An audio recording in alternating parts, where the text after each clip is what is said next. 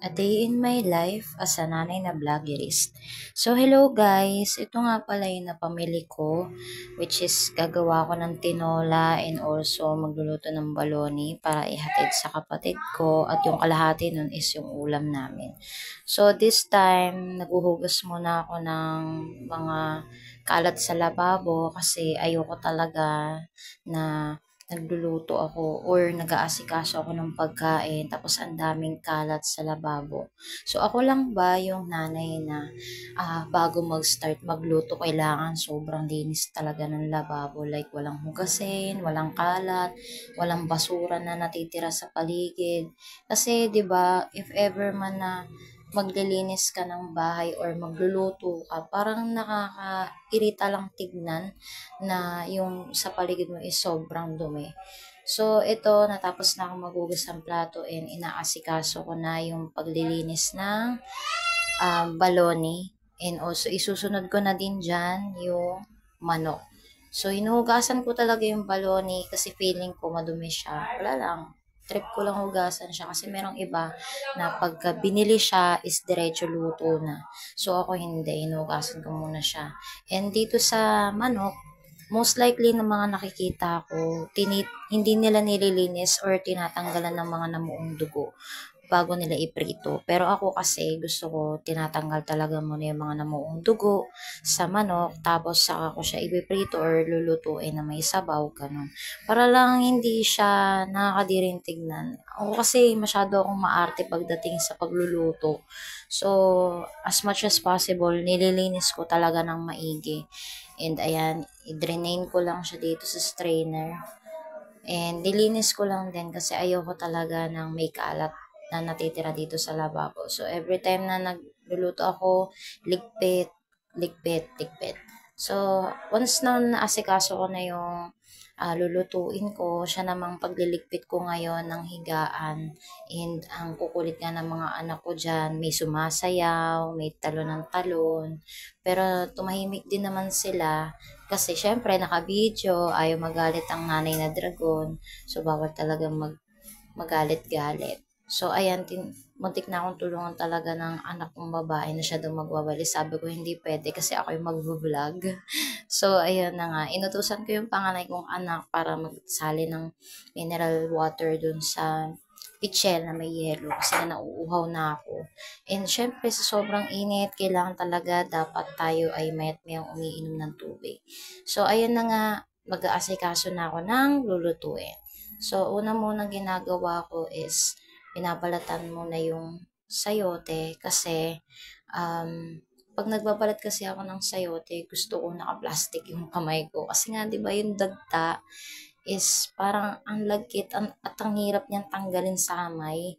So, ayan, tinanggal ko lang siya. And, ginawa ko dito is gagayatin ko na siya, tatanggalan ko na siya ng mga dapat tanggalin. Katulad yung puti dyan sa sayote. Kasi matigas siya pag niluto siya. So, ayan na nga, nagayat na nga natin ang sayote. Sunod naman natin gagayatin dyan mamaya is yung sibuyas.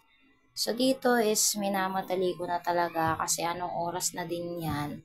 And kailangan ko nang mahatid din yung kalahati ng ulam dun sa kapatid ko dahil nga kung hindi ninyo na itatanong kaya ako maghahatid ng pagkain at kung saan ko ihahatid is ihahatid ko siya sa yung pagkain niya sa kulungan kasi yes, nakakulong kasi yung kapatid ko. But anyways, dito every time na magbibigay kami ng ulam sa kanya or kami yung maaatasan na magpadala ng pagkain sa kanya, talagang sinasarapan namin. Kasi syempre, iba yung pagkain sa loob at saka iba rin yung pagkain dito sa labas. Iba yung lasa, iba yung dami. So, ayan, dinadamihan na din namin ng asawa ko yung paglalagay ng mga ulam niya, lalong-lalo na yung kanin.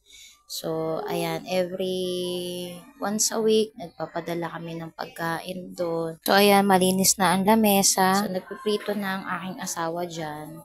Siya talaga nagpiprito niyan kasi nga nag-aasikaso pa ako sa loob. Ewan ko kung anong ginagawa ko dyan, nakalimutan ko na. And pagkatapos ka mag-asikaso, hayahay na talaga yung mga anak ko, nakaigasakot yun. So, ayan, minamadali ko na rin talaga pagluto ng baloni.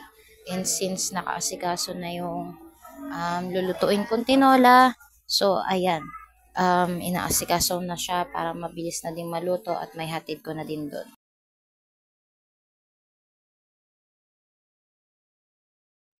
So, ayan, sinasangkot siya lang talaga natin ng maigi kasi nga syempre ayaw natin na maglasang malansa yung lulutuin nating tinola. And ang maganda kasi dito, gusto ko pagka nagluluto yung asawa ko ng tinola, is yung parang humihiwalay na yung laman sa buto.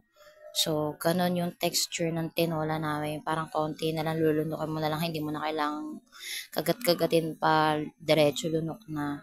So, ayan. Natapos na ako magluto ng tinola. Tamang hugas na naman at linis na naman ang mga pinaglutuan. So, unang-una na dyan, yung mga pahirap talaga yung sa kawali. Dahil kung makikita ninyo dito, medyo sinet aside ko muna talaga yung kawali at inuna ko muna yung mga madadaling hugasan. Para sa akin, much better talaga na ibabad muna yung kawali bago hugasan para mabilis na lang siyang tanggalin. And this time, dahil nga medyo nasunog yung pinaglutuan, talaga for the kuskus ang mare nyo. Ayan, pati ilalim. Hanggat maaari nga, kumikintab pa talaga yung kawali eh.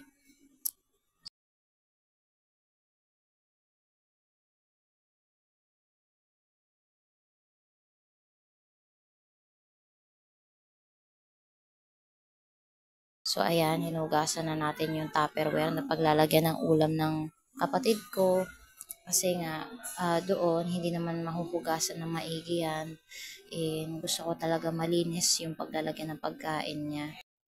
So, once na malinis ko na yung paglagyan na ng pagkain ng kapatid ko, ang gagawin ko na dito is sasalinan ko na ng kanin. So, ang ginawa ko lang dito, hindi ko siya medyo pinuno. Kasi nga, pag puno siya, kailangan isalin mo pa siya sa another Tupperware. So, hassle yun pag nandun ka na, lalo na kung sakto lang yung dala mong Tupperware at may mga lagay pa. So, ayan, hindi ko medyo pinuno. Sinunod ko na rin ang paglalagay ng baloney. And also, isasalin ko na din yung niluto kong tinola para sa kanya. So, ayan. Hinahanda ko na lang dahil anong oras na din to. Dinadagdagan ko na lang din ng sabaw sa mga moment na to. Ayan. Para manyaman talaga mga guys. At pagkatapos ko nga siyang ihanda, magkakape muna ako bago tayo pumunta doon. Thanks for watching!